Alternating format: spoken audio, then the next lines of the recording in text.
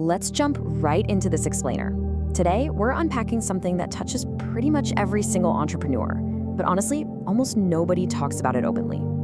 We're looking at the hidden biological costs of building a business when you are under immense pressure and uncertainty.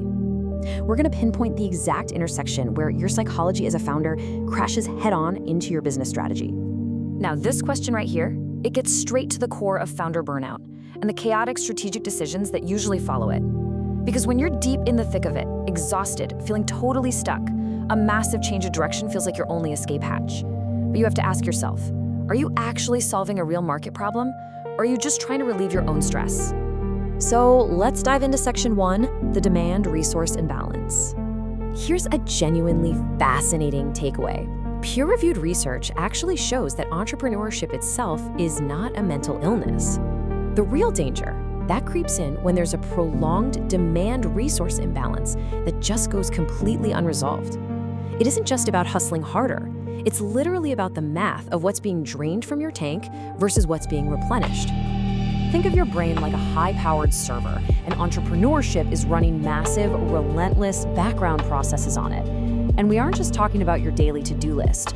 We are talking about deep, gnawing uncertainty, real financial exposure, client conflicts, and heavy identity pressure. These things draw a huge amount of power from your system, running 24/7. But on the flip side, you've got protective resources, right?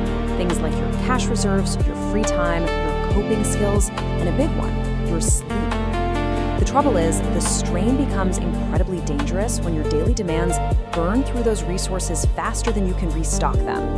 If that imbalance holds for too long, you're going to start seeing cognitive narrowing, sheer exhaustion, and incredibly rigid thinking. Which brings us to a really crucial rule. You simply cannot positive mindset your way out of a business structure that is fundamentally overloading you.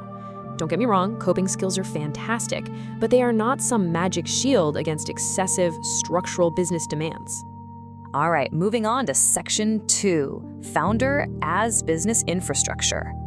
Now, this is a powerful idea you really need to let sink in. The person running the business is quite literally part of the business infrastructure.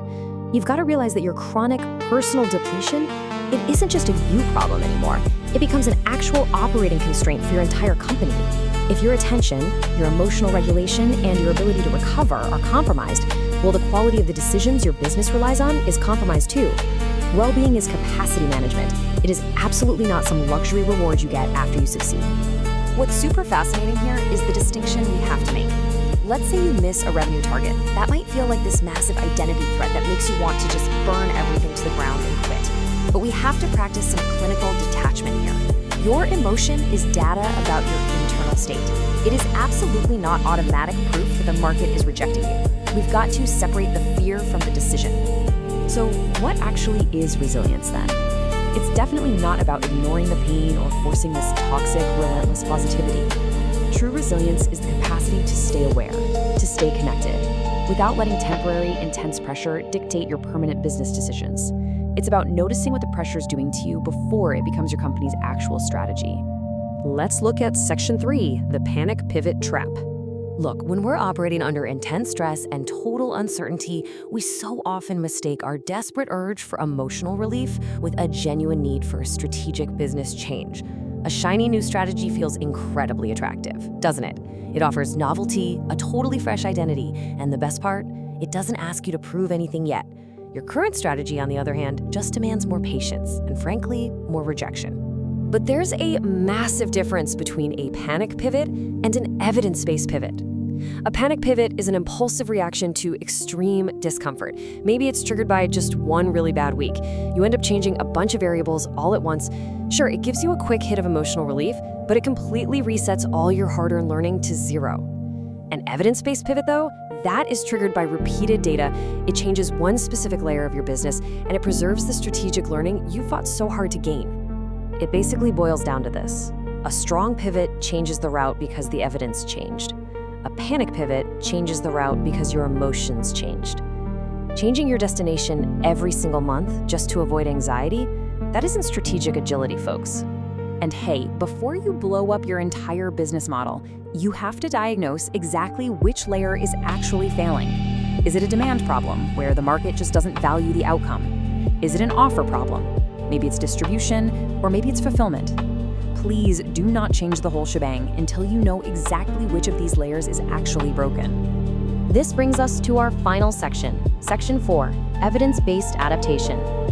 Now, successful founders naturally have personality traits geared toward novelty and adventure, and that's a huge strength.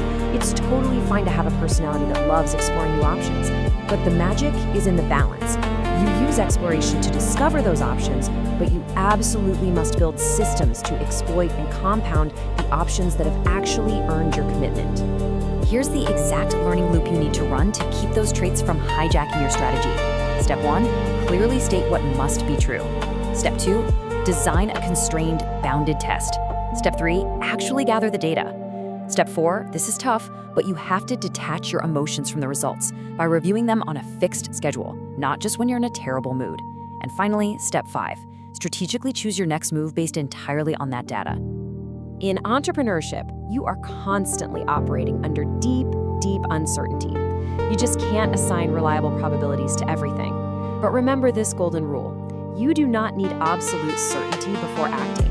You just need an action that is small enough and bounded enough to teach you something genuinely useful about the market. Let's bring all this together with one absolutely critical nuance. It is entirely human and honestly, sometimes really helpful for your anxiety to trigger a review of your business. That distress can push you to look closely at what's really going on under the hood. But while emotion can definitely trigger the review, the hard, cold evidence must always be what dictates the final strategy. So as we wrap up this explainer, I want to leave you with this thought. Before you make your next massive move, before you tear down everything you've built just to escape the pressure of the unknown, ask yourself this provocative question. What exact evidence would prove that your new direction is just as wrong? Take a breath, look at the resources you have left, and let the evidence lead the way.